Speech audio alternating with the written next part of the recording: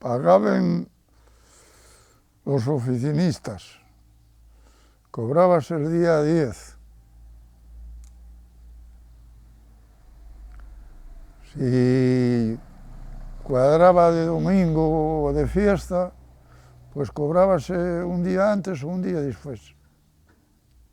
El día 9 tú ibas, salías de trabajar, ibas a la oficina administrativa y te daban un recibo en el que marcaba, había gente que trabajaba por destajo, o sea, por lo que avanzaba, y otros que trabajaban a jornal, un jornal cada día. Y ahí se reflejaba todo, y al día siguiente salías una hora antes para que pasaras por la oficina administrativa a cobrar, y cobrabas en dinero, contante y sonante, sin sobres y sin nada.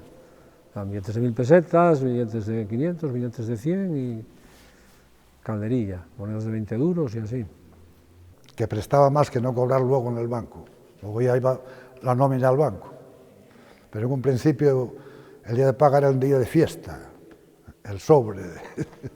Sí, aquello prestaba. Fueron los años 78, 77, 79, por ahí, que llegaron la gente de los bancos a los chaboles, los casas de obreros. Coño, no, el Banco Bilbao, el Banco Herrero, el Banco no sé qué, el Banco no sé cuánto, y caímos todos como pininos. Caímos todos como pininos. Supongo que tampoco había oposición a ello y había que hacerlo por narices, digo yo, pero algunos no estaban de acuerdo, pero tragaron y otros tragamos sin estar de acuerdo o estando de acuerdo.